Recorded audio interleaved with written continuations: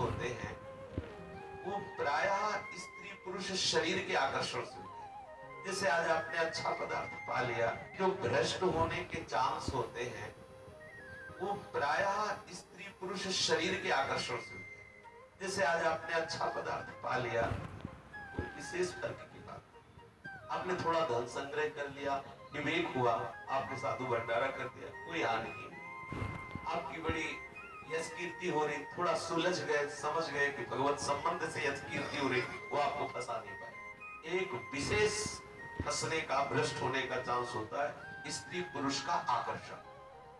सत्य मानिए, भ्रमण करते हुए हमको ऐसे ऐसे उदाहरण मिले हैं, देखने को मिले हैं, संग से मिले हैं और नगद नगद भी मिल रहे हैं, अब भी मिल रहे हैं, क्योंकि आपसे कोई अपनी बात बताता नहीं है और अपने को जब एकांत में मिलते हैं तो अपनी बात बताते हैं, तो उसका भी अनुभव होता है। स्त्री संग की चाह भले ना हो, लेकिन स्त्री प्रियता बनी रहती है। याद रखना, स्त्री साधक के हृदय में पुरुष संग भले ना हो पावे, लेकिन पुरुष की प्रियता बनी रहती है, पुरुष शरीर की प्रियता बनी रहती है। ये देखा, मतलब सूक्ष्मता की बात, ठीक बात समझ लीजिए। यदि आप विषयी पुरुषों का दर्शन करेंगे तो विषय संयोग की लालसा होगी। संगम त्यजेत मिथुन प्रतिनाम मोक्षो सर्वात्मना न विसृजेत बहिरिंद्रियाणि। ये सौभरी जी का अनुभव है, उन्होंने इस श्लोक कहा है। जहां माताएं बहनें हो, हम उस साधक को बहुत हे समझते हैं जो साधना में इस बात की छूट करता है, स्त्रियों से बात करता है, स्त्रियों की तरफ देखता है। किसी की ताकत है तुम्हारी तरफ उंगली कोई उठा सके?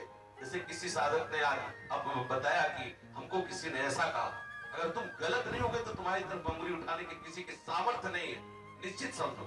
हाँ, ये जरूर हो सकता है तुम 10% गलत हो तो 90% और जोड़ के 100% कह देगा। ध्यान रखना, कोई भी साधक किसी भी माता बहन की तरफ देखा तो निश्चित पति तो हो जाएगा, उसे कोई नहीं रोक सकता, क्योंकि दृष्टि से संग एक मछली की क्रीड़ा को देखकर सौभरी महाराज ने अपना अनुभव कहा है। ये बिल्कुल साधक को सावधान रहने की जरूरत है, भ्रष्ट होने का चांस ही न दिया जाए। आंतरिक जब मन विषय का चिंतन करे, उसी समय सावधान होकर पुकारो, उसी समय सत्संग करो, उसी समय भागो और किसी ऐसे संत के समीप जाओ जो तुम्हें बल प्रदान कर सके। तत्काल आप मन पर शासन कीजिए, और अगर ऐसा कोई सहयोग ना मिले तो फिर प्रगट में वहां मत रुकिए जहां ऐसे विषय सामग्री का बाहुल्य हो, संयोग हो, जहां माताएं बहनें रहती हो जिनका देखना सहज में हो रहा हो। जहां ऐसे आश्रम में तो रहना ही नहीं चाहिए साधक को जहां माताएं बहनें सहन करती और वही तुम्हारा बगल में कमरा, कभी नहीं होना चाहिए। भीख मांगे खाए, फुटपाथ में भरे पड़े, अपने जीवन को नष्ट न करे, बहुत कम समय है। हमने देखा है 70-70, 90-90 वर्ष की अवस्था में भी स्त्री प्रियता, पुरुष प्रियता बनी रहती है। मन बहुत बेईमान, थोड़ी देर के लिए आपको सिद्ध बना देगा, इसके बाद वो क्या दुर्दशा करेगा आप सोच भी नहीं सकते। जो परमार्थ से आगे बढ़ना चाहता है, परमार्थ में आगे बढ़ना चाहता है, उसको ठीक शास्त्र और सद्गुरु के अनुसार चलना चाहिए। दृष्टि को बचा के होश में, बहुत कीमती जन्म है, किस लिए? बहुत सावधान। भ्रष्ट होने का निमंत्रण हम देते हैं, स्वयं देते हैं, अंदर से भोगों का संकल्प और बाहर से भोगी पुरुषों का सानिध्य। जरा महापुरुषों के वचनों पर ध्यान। संगम त्यजेत मिथुन प्रतिनाम मोक्षो। जो मोक्ष प्राप्त करना चाहता है, सब मोक्षों को विषयी पुरुषों का कदापि संग, भूखे मर जाएंगे लेकिन विषयी पुरुषों का संग नहीं करेंगे। वहां हम नहीं बैठेंगे जहां स्त्रियों का स्पर्श प्राप्त हो, हम वहां नहीं बैठेंगे जहां उनके दर्शन में सुविधा हो। भले अलग एकांत बैठ जाओ, ऐसे बैठ जाओ, अपनी चेष्टाओं को देखो, कहीं कामुक चेष्टाएं तो नहीं है, कहीं ऐसा तो नहीं हमारे हृदय में स्त्री प्रियता या स्त्री साधक पुरुष प्रियता जागृत हो। वही काट दो जहां प्रियता प्रकट हो रही, आप स्वतंत्र हो जाएंगे। एक दिन ऐसा आएगा कि स्मरण ही खत्म हो जाएगी, चाहे माताएं बहनें आसपास बैठी रहे, जब भगवत भाव आ गया फिर कोई परास्त नहीं कर सकता है। पर सावधान, अंतिम श्वास तक साधक को सावधान रहना चाहिए। भ्रष्ट होने के चांस ही कहा है, भगवत बल है, हमें कौन परास्त कर सकता है? परास्त तभी हम होते हैं जब भगवत आज्ञा का उल्लंघन करते हैं। स्वयं भगवान कपिल देव जी कहते हैं कि पुरुष साधक स्त्री को साक्षात मूर्तिमान मृत्यु देखे।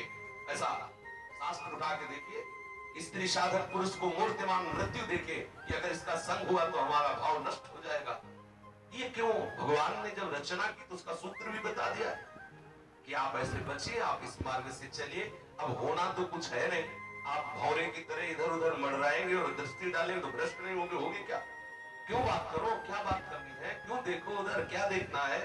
श्री जी को देखना है या ये सब देखना है, प्रपंच देखना है, भगवत मार्ग में काहे को है? जब आए तो फिर सीधे चलो। देखो दिन तो वैसे ही कट रहे हैं, चाहे भोगों में काट लो चाहे प्रिया प्रीतम में काट लो, अंदर का कनेक्शन काट दो, चिदानंद रस में डूब जाओगे, बहुत बढ़िया समय है। आगे समय नहीं मिलेगा, भजन करने का नहीं मिलेगा, पक्का समझ लो। बार बार इसलिए कह रहे, सब अन्न दूषित होता चला जा रहा है, संग दूषित होता चला जा रहा है, वातावरण दूषित होता चला जा रहा है। हम कैसे अपनी इंद्रियों को संयम में कर पाएंगे? जहां जितेंद्रियता, जहां सदाचार, पवित्र भोजन और इन सब के द्वारा भगवत भाव की प्राप्ति होती है, वो सब लक्षण में नहीं आ पा रहे। इसलिए सावधान रहे, कभी ऐसा संग भ्रष्ट होने के चांस ही नहीं। चांस तभी होते हैं हम खुद बनाते हैं, हम खुद वो संयोग बनाते हैं जिससे हमारा पतन और हमारा नाश हो, और हम समझते हैं कि हमें मौज मस्ती करते रहे और प्रियालाल हमें गलगैया दे के नरक मिलेगा। नरक पक्का समझ लो। त्रिविधम नरकस्येदम द्वारम नाशनमात्मनः कामः क्रोधः तथा लोभः तस्मात् त्रयं त्यजेत। स्वयं श्री भगवान कह रहे ये तीन नरक के द्वार है, काम, क्रोध और लोभ। अगर आप नरक नहीं जाना चाहते तो काम भाव में मत आइए, क्रोध मत कीजिए, किसी से लोभ मत कीजिए, आप नरक नहीं जाएंगे। स्वयं भगवान कह रहे ये तीन नरक के द्वार है, काम, क्रोध और लोभ। हम अपने मन को क्यों ऐसे चांस देते हैं जहां से हमारे मन में कामुकता जागृत हो? हम क्यों किसी की तरफ देखें, क्यों किसी से बात करें? हम वहां खड़े ही क्यों हो जहां हमारा मन हमें परेशान करे?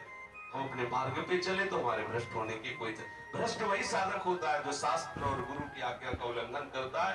दृढ़ निश्चय से कह रहे हैं कभी किसी भी तरह से आपका कोई नाश नहीं कर सकता यदि शास्त्र की आज्ञा के अनुसार चले, कभी नहीं हो सकता। आप नजर झुका के देखिए, कभी कोई बात करने का संयोग, हम तो कहते हैं साधक को बात करने का संयोग आएगा ही क्यों?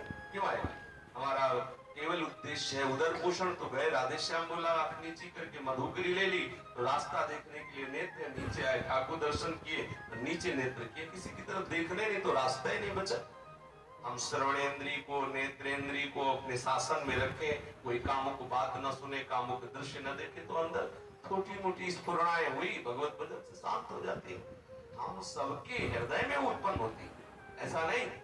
जब तक भगवदाकार वृत्ति नहीं हो जाती तब तक ये विकार रहता ही है।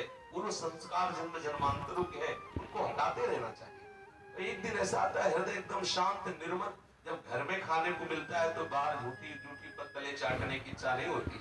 निज सुख बिन मन होई कितकीरा, जब अपना मन परमात्मा सुख में, कहाँ मलमूत्र के शरीरों में कोई राग करेगा जिसको भगवत चरणारविंद का अनुराग प्राप्त है।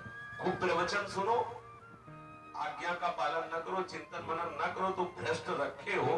मिलो चाहे किसी से ना मिलो, समझ लो, मिलो चाहे ना मिलो, बाहर से ना मिलोगे तो अंदर से वो सब काम कर देगा जो उसको करना है। मन बहुत बलवान है, जरूरी थोड़ी कि तुम परस्पर विपरीत शरीर से मिलो, स्त्री या पुरुष मिलने की जो कोई जरूरत है, बिना मिले आपको भ्रष्ट कर देगा।